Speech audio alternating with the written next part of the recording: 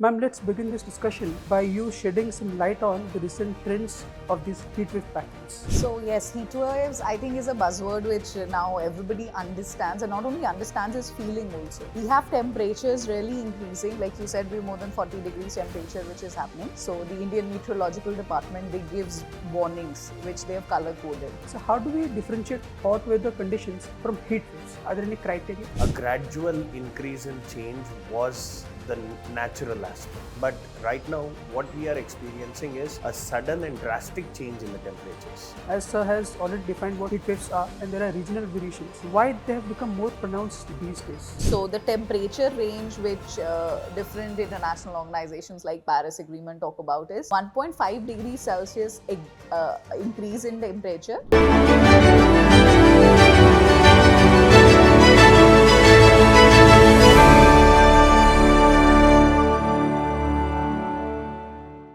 Hello and welcome to the Perspectives by VisionIAS, in which we offer in-depth analysis of important issues concerning India and the world.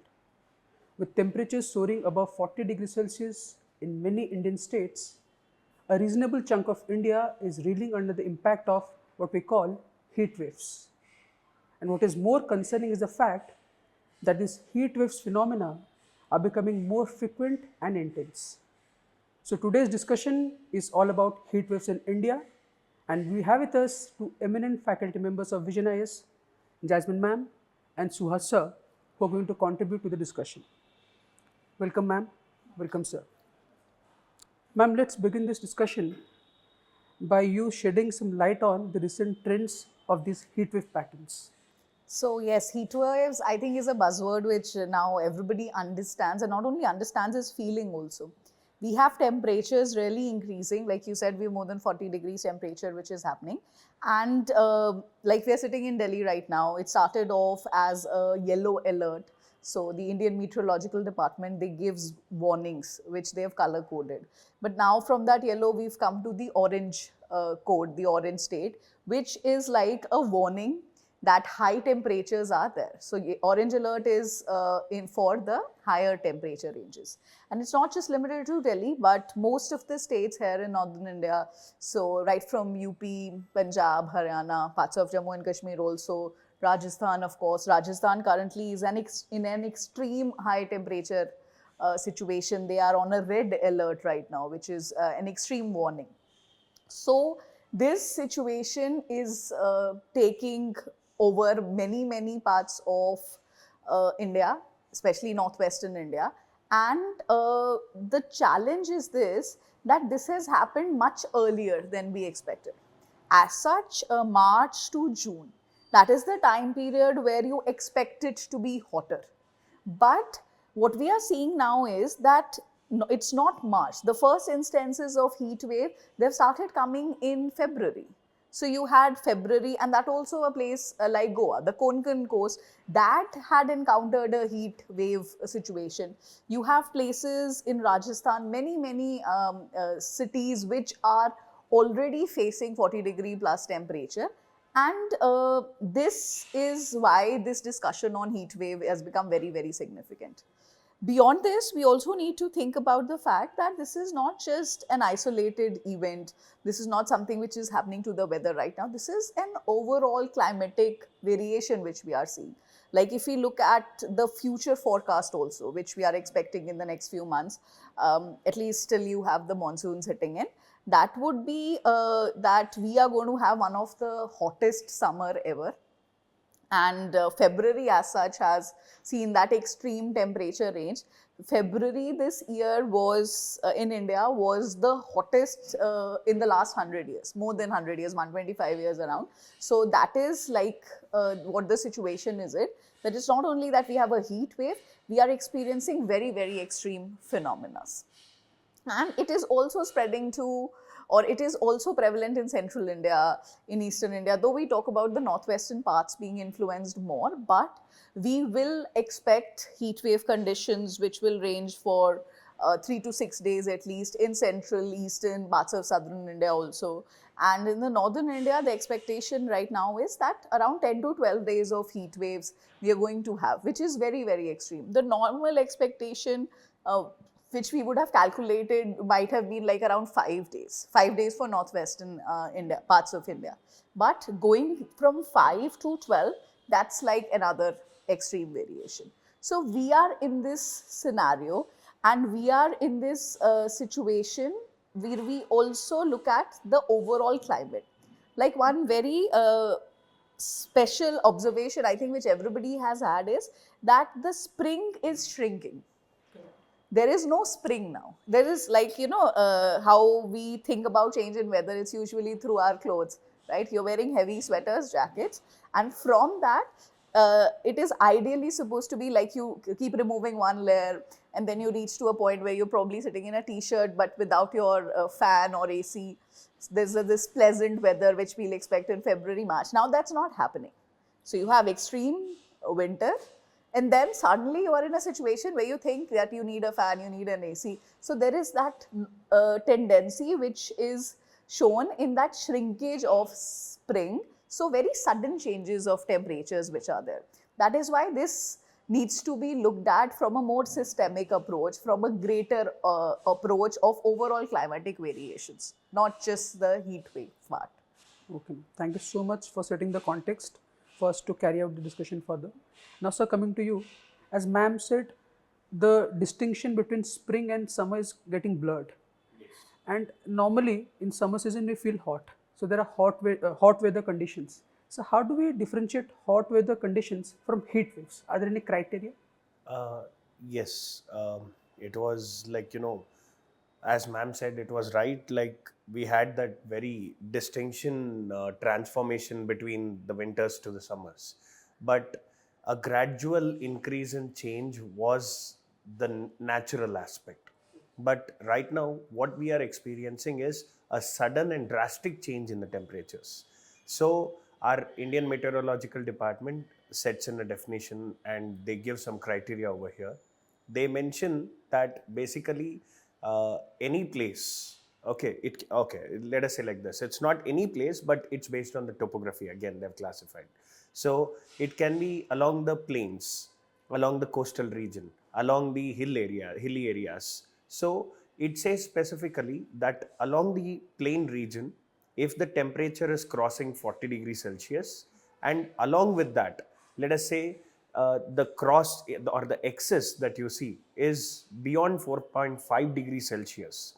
So ideally somewhere like 44.5 degrees Celsius to up to 46.4 degrees Celsius, it will be called as a heat wave. And what after that? After that is something that you see which is classified as a severe heat wave.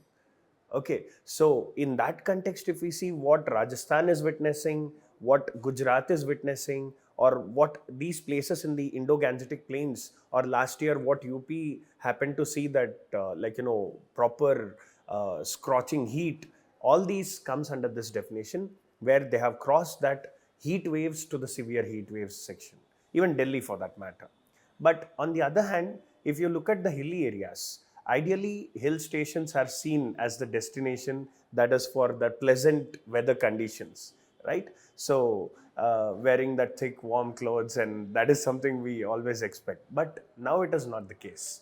When Europe had faced a situation of heat wave that is crossing 30 degrees over there, then of course the same standards set in according to the IMD for the hilly areas. Like what they say is any place in a hilly area crossing 30 degrees Celsius would be actually considered to have a heat wave.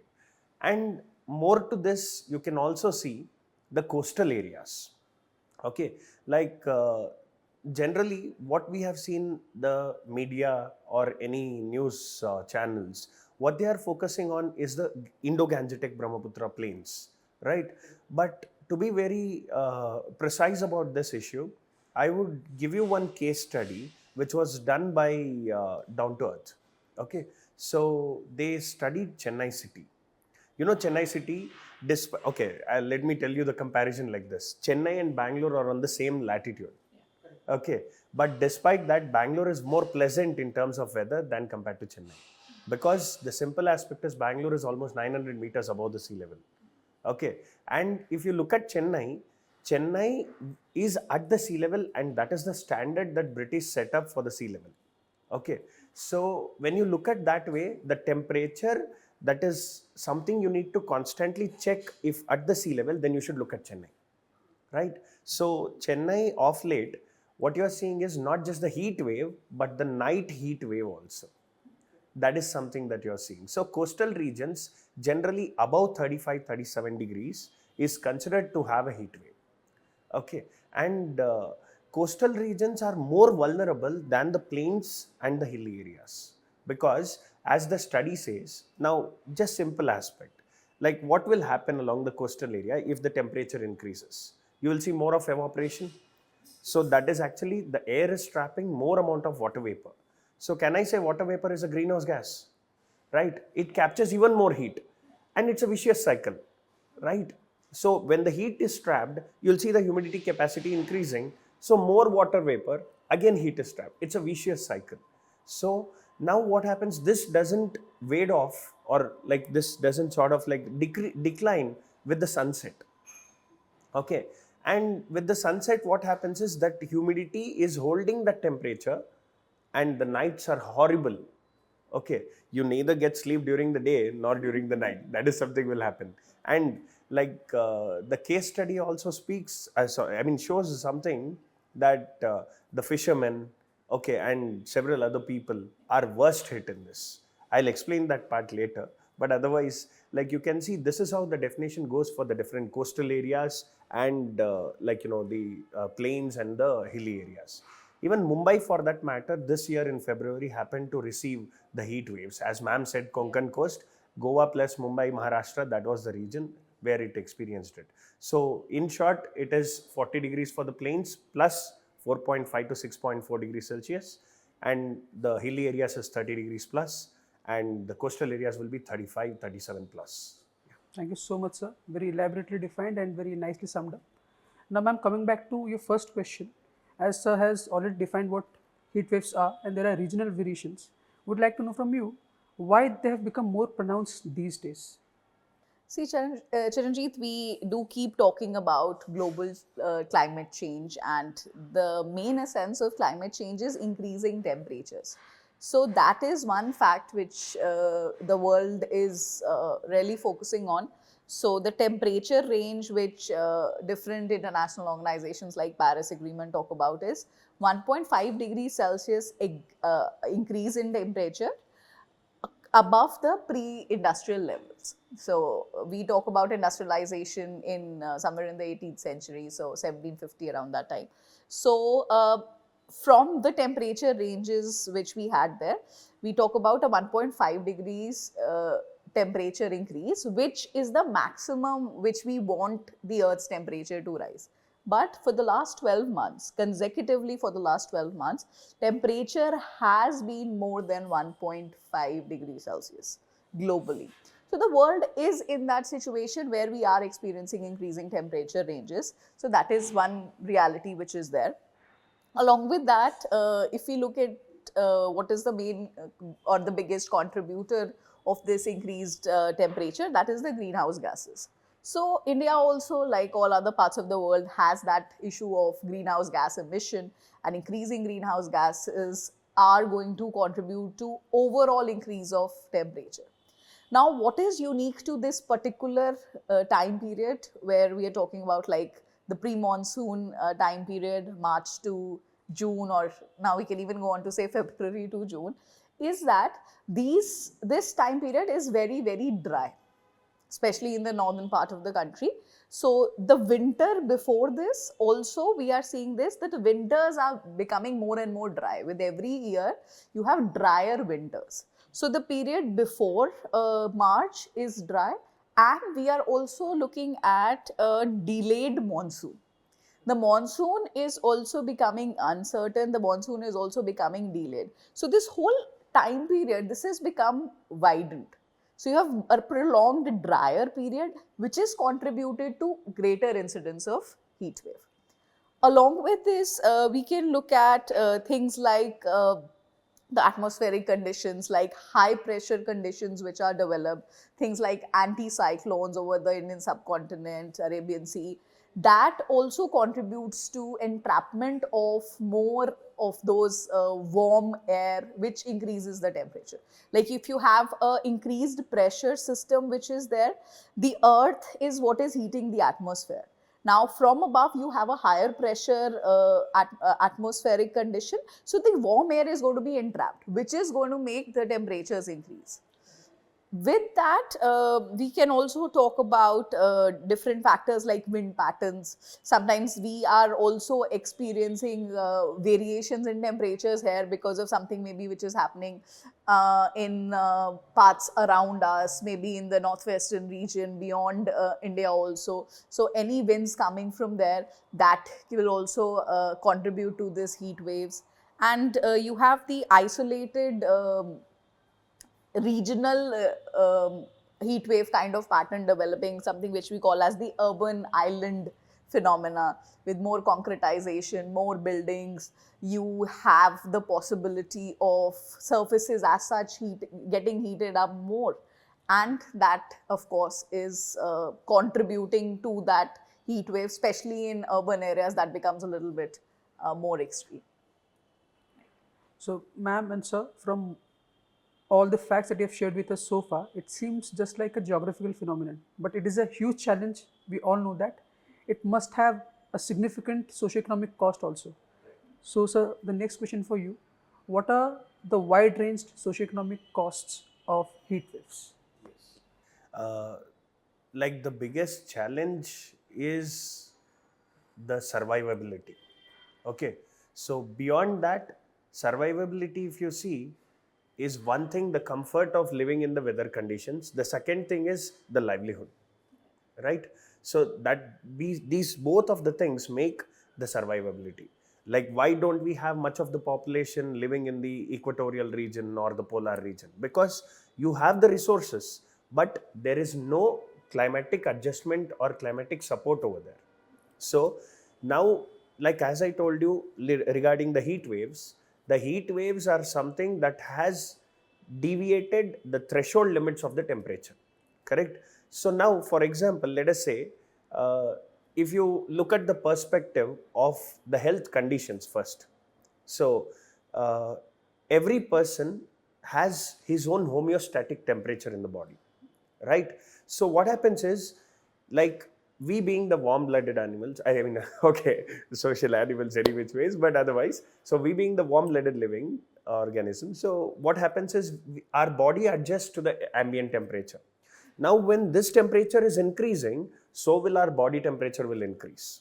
Okay, so any day crossing that 104 Fahrenheit or like 40 degrees Celsius will obviously put a big check mark. It can take to that extent that the heat stroke will drain the water in your body, and it will directly place you in a situation where there will be seizures, coma, or even death.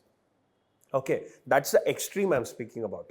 So now on the other hand, like if you see the least minimum what can happen, the least minimum what can happen is basically the what do you call it as, like heat exhaustion or heat cramps. Okay, so in this what happens is generally you tend to lose more of your water in your body through sweating, excessive sweating we'll call it as, and because that sweating is a mechanism where you are actually trying to cool down your body, but this will not function there.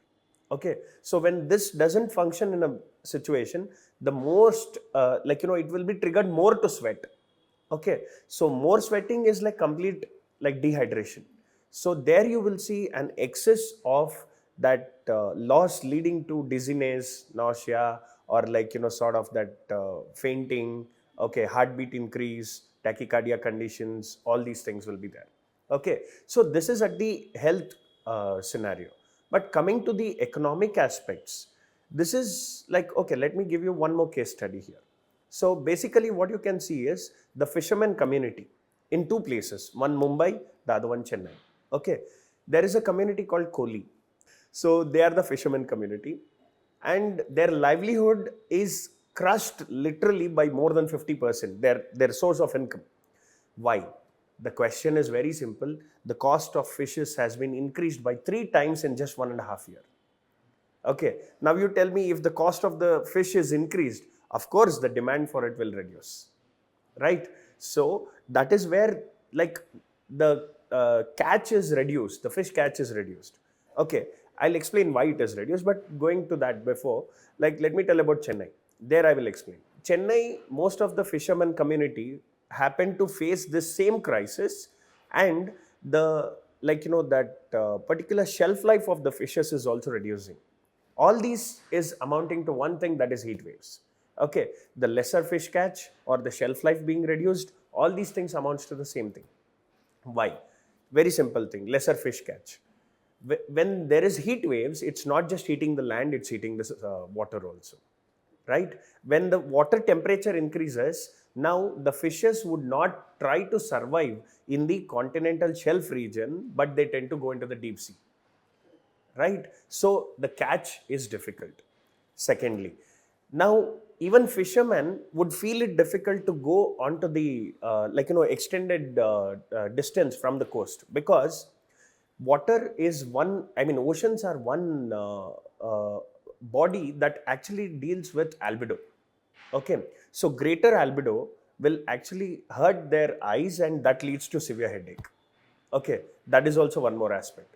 Coming to the third point, the nets that the fishermen use, okay, they need to be in some ambient temperature. Exceeding it makes it extremely dry.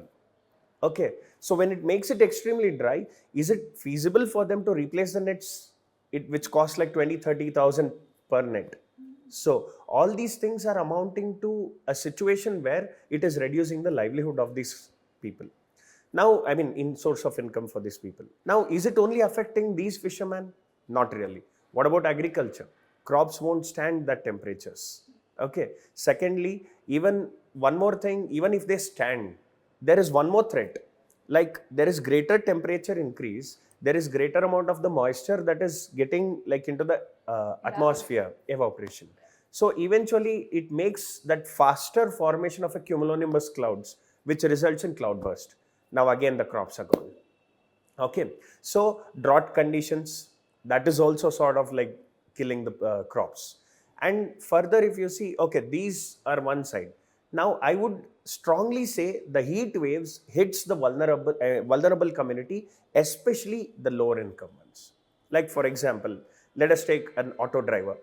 Okay, he would actually stay in a home, like most probably it's like not a concrete houses, but like probably made of a steel, or like that like sort of the toppings. Okay, so the roof, okay, steel roof or something like that.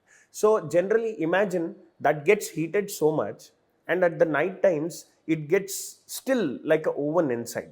So what he tends to do is he cannot work during the daytime because of excessive temperatures, neither during the night time. So again, there is, like, I'm just giving you simple case studies, but what I'm trying to tell you is it is impacting everybody's life. Okay, one simple example from the stats, $72 billion is the hit for India in the agricultural sector. Okay, just in 1 year.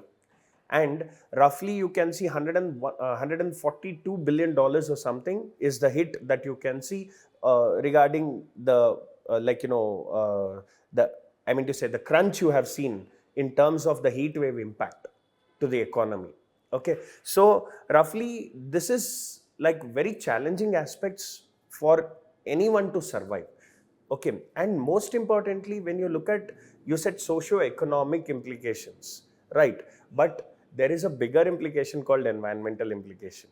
Okay, so when we look at the environmental implication, it's not just the humans who are actually facing this scorching heat, but animals too, right? So one thing to appreciate, like several states, to quote for example Tamil Nadu, they have come up with something called climate community. Okay, that's a government initiative where they are working beyond humans. Okay, their cause and their zone is beyond humans. They're taking care of this, like animals also.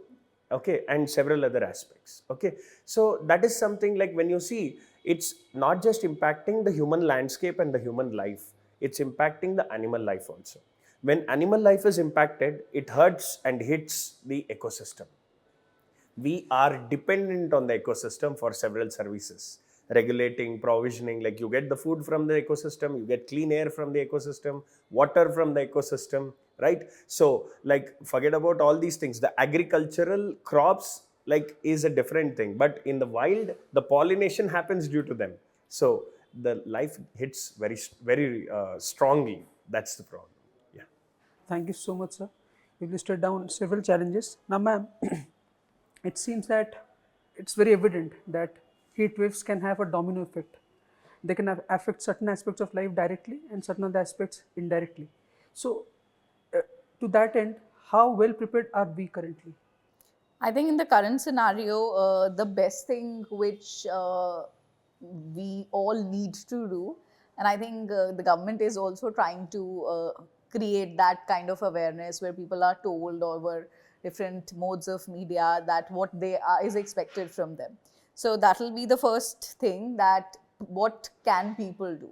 One thing as a part of, I think, all alerts, all advisories is that 12 p.m. to 3 p.m. That's the core heat period. That is the time which people should not be going out, or as far as possible, it should be avoided for whatever reason it is.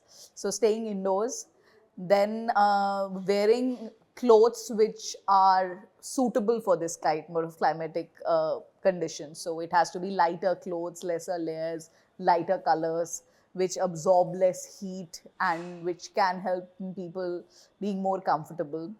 Sir has very elaboratively explained the idea of dehydration. In terms of the health impact, the biggest thing is that because it's hotter outside, you're losing water, you're getting dehydrated. So, this has to be put into practice, that you take up more fluids. And understanding the nature of fluids also, I would like to say here, is important. That drinks like anything which is caffeine or alcohol, or otherwise also aerated drinks, cold drinks, we might feel that okay, it's hot, let's have a cold drink, but the challenge there is that these drinks are more dehydrated, right? If you're already dehydrated, a drink like that, a carbonated drink, will make your body more dehydrated. So you need rehydrating drinks. Water, of course, is the best thing, or drinks like maybe lemon juice, or something like we have some traditional fermented drinks also like kanji, which can be used, or something like ORS could be a very good replenishing liquid, which also gives you salt along with water and glucose for energy, so it covers up everything. These kind of liquids have to be a part of your everyday diet. You cannot really wait for being dizzy or any kind of symptom to come in. This has to be followed routinely, because that is what the temperatures, what the weather's requirement is.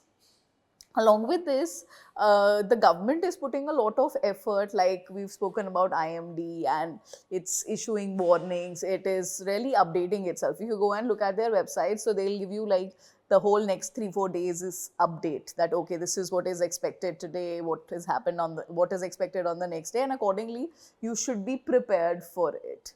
This early warning, timely warning is what the preparedness part looks like.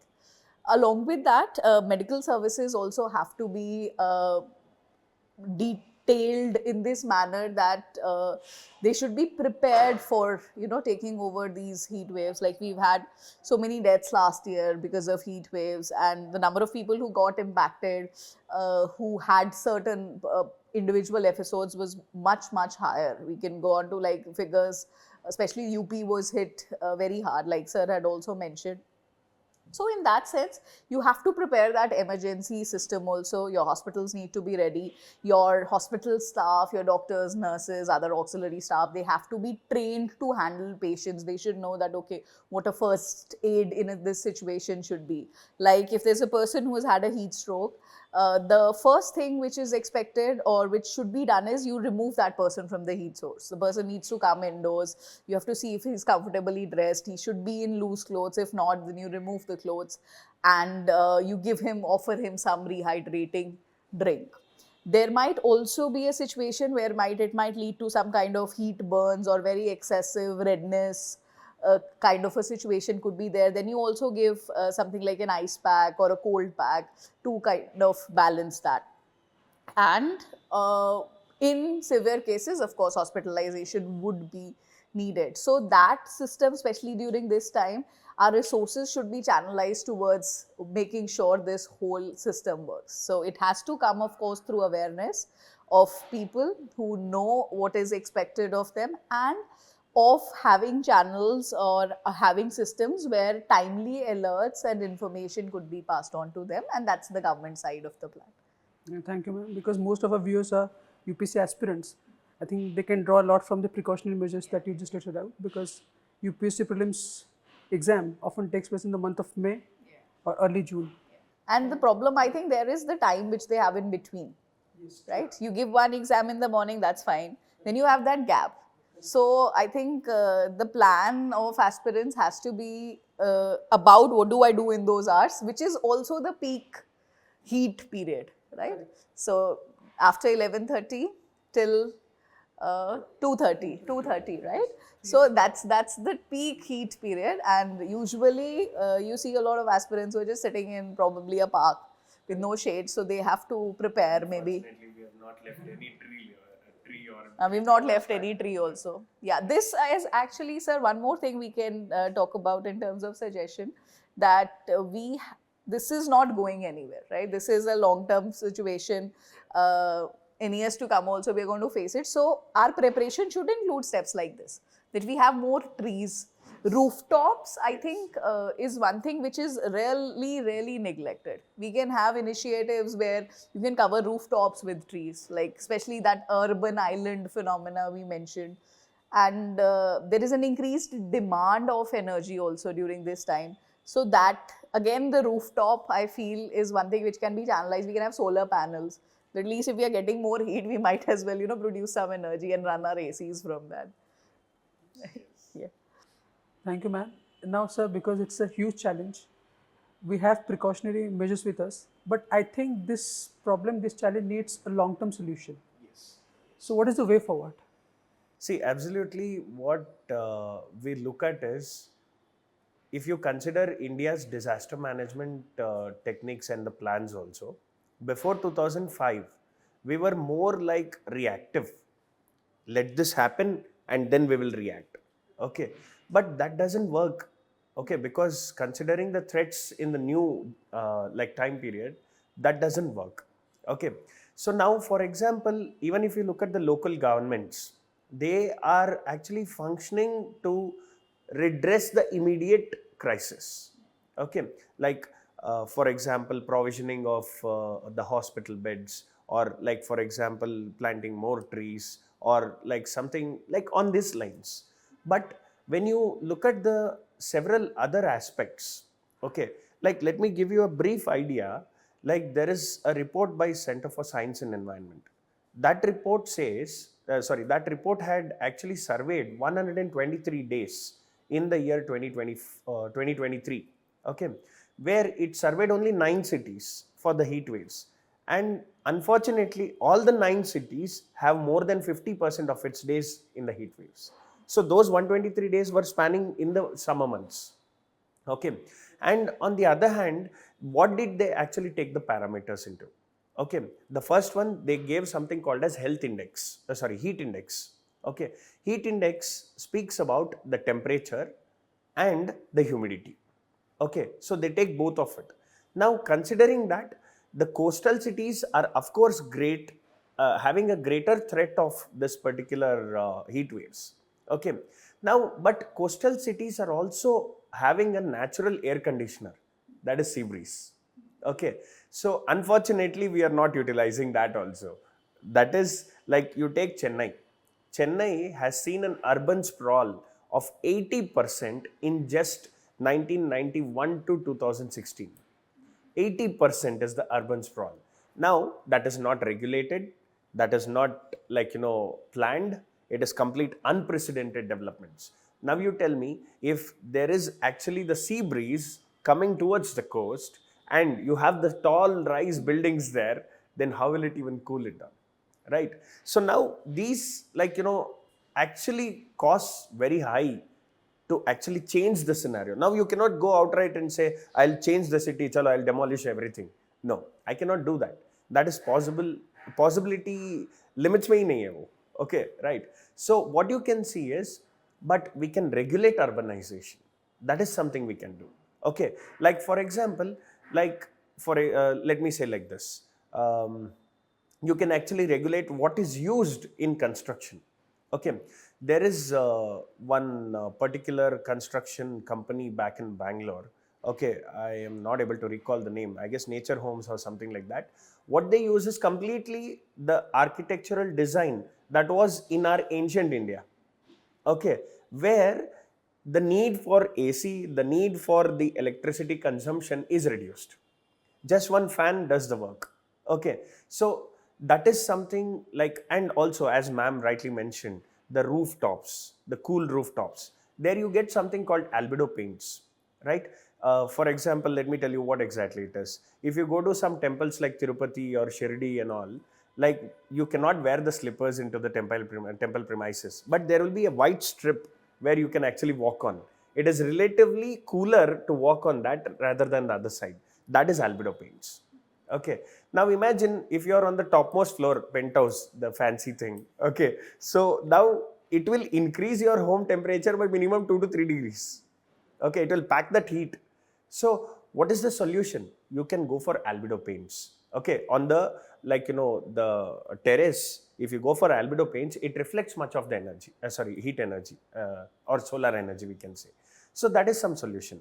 And in the urbanization side, and most importantly, it is very important for us to save the wetlands and save the, greenery. Okay, and there is always one thing that we look at. Any day there is a particular question about, there is a disaster, who is responsible? The first thing that comes in everybody's mouth is government, right? No, it is always individual responsibility plus a collective responsibility, right? So when you speak about government, it's more like what you do to the government and what you persuade the government to do, right? So like when you look at these aspects, what the government can do, the government can actually reform the existing institutions. Rather, what they are trying to do is come up with new institutions. Okay, and there is very much lesser amount of coordination between the parallels and the verticals. Okay, so there should be, like, for example, a proactive approach from the government side also, where you will see they have to, like, for example, I'll give you the same example of Tamil Nadu. They have classified the heat waves as the state disaster. Okay, so what happens by doing that? I classify it as a state disaster, then I have all the rights to use the funds from the State Disaster Management Fund. Okay, SDRF. Okay, so that ways the government gets good amount of revenue to implement their actions. Of course, there will be leakages, but considering at least 90% of it goes for the welfare, that gives the solution. And second of all, like, the solution should be targeted towards one, the source. What is it? The sunlight. Second one is the victims. Who are they? Are the vulnerables, right? So these two, targets should be taken care very well in their solutions. Okay, and one more important aspect, that collective responsibility, when we say, more than actually criticizing the government, the most important thing that we need to look at is, what is my role, right? So every simple aspect can actually bring down the crisis that we are looking at.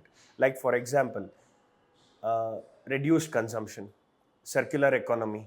Okay, and very simply, like, for example, being very mindful of our activities. Like ma'am said, it is the peak hours where you see, like, during the examination, right?